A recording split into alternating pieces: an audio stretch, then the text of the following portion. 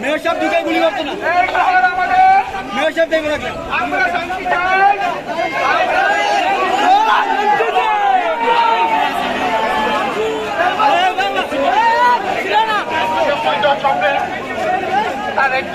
telephone করতে